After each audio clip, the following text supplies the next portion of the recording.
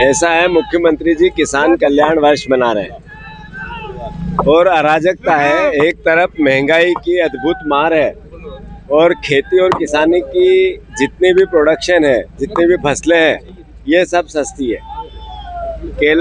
केला रस में आदरणीय पंकज उपाध्याय जी हमारे विधायक भूख हड़ताल पे कई साथियों, सैकड़ों साथियों के साथ बैठे हैं। 7वां दिन है आज। ये मुख्यमंत्री ने किसान कल्याण वर्ष पे इसकी चिंता नहीं की। बहुत दुख का विषय है। मैं मानता हूं कि कांग्रेस पार्टी का दायित्व है किसानों के हक और अधिकार की लड़ाई लड़ने का।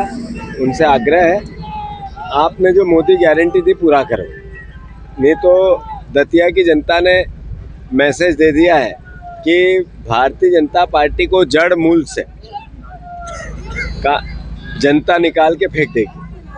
अगर इस तरीके से इनका व्यवहार रहा, अगर 8-8 दिन तक जनप्रतिनिधि 7-7 दिन तक भूख हड़ताल पे बैठे और सरकार सोई रही, तो इनका पैर बता रहे, इनकी चाल बता रही कि कितने कदम बचे हैं इनके। तो मैं फिर से, हम किसानों के हित की लड़ाई, शिक्षा के अधिकार की लड़ाई, शिक्षा की सुरक्षा की राहुल गांधी जी जो लड़ाई लड़ रहे हैं वो सब लड़ेंगे। और मैंने जैसा आप लोगों को कहा था, दतिया हम अच्छे से जीतेंगे। 25,000 से, तो 25,000 से ही जीते हैं। अगर प्रशासन का इस तरीके की हठधर्मिता नहीं होती तो लंबी और जीत होती।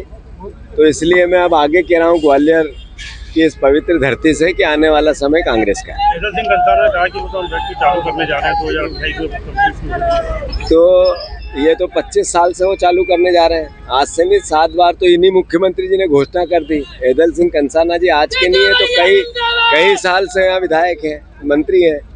ये नरेंद्र तोमर जी वहीं से हैं। तो ये बार बार ये कहना, ये एक तरह से झूठ और पाखंड है। आप अगर करना चाहते तो करो ना, यही तो हमारी मांग है। वंदे मातरम को लेकर तमाम विवाद खड़े हो रहे हैं। बीजेपी कह रही है कि 2 शब्द लाइन रख दी है, बाकी सब हटा दी। उनके तो 37 में भी कांग्रेस ने यही किया था। भारतीय जनता पार्टी का जो चरित्र है वो हमेशा विवाद करके देशभक्ति का सर्टिफिकेट लेने का है। कांग्रेस को थोड़ी सिखा सकते हैं वो। ना आरएसएस का एक नेता, न बीजेपी का एक नेता कभी स्वतंत्रता संग्राम आंदोलन में नहीं था। अंग्रेजों के पिट्ठू थे। अभी बात ग्वालियर का तो चरित्र, जो ये बीजेपी में नए नेता गए हैं, इनके यहाँ से पिस्तौल कहाँ गई थी पता है सबको। तो मैं ये कहना नहीं चाहता, बात नहीं करना चाहता, छोटापन नहीं करना चाहता। वंदे मातरम देशभक्ति का एक सबसे बड़ा प्रतीक है। राष्ट्रगान और राष्ट्रगीत के लिए कभी भी किसी प्रकार के विवाद की आवश्यकता नहीं है। हम जो संविधान में है वो करेंगे। बालाघाट में जो बच्चे की मौत भी हो रही है, बालाघाट में लगातार बच्चों की मौत इस सरकार के स्वास्थ्य विभाग की पोल खोलता है। इस सरकार ने जिस तरीके से करप्शन का अकूट भ्रष्टाचार का कैंसर मध्य प्रदेश में फैला दिया, उससे कई जाने जा रही है। वो स्वास्थ्य विभाग में भी जा रही है, अन्य विभागों में भी जा रहे हैं।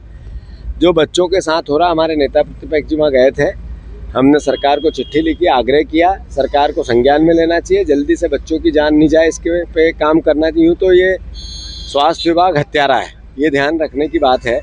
क्योंकि 26 बच्चों की जो मौत हुई थी छिंदवाड़ा में, ये उसके बाद यहाँ बच्चों की मौत हुई, बार बार स्वास्थ्य विभाग की पोल खुलती है। ये चरित्र है स्वास्थ्य विभाग का, काम करने की शैली का नतीजा है। और यही कारण है बालाघाट की घटना का। आपने कहा कि शिक्षा के लिए सरकार के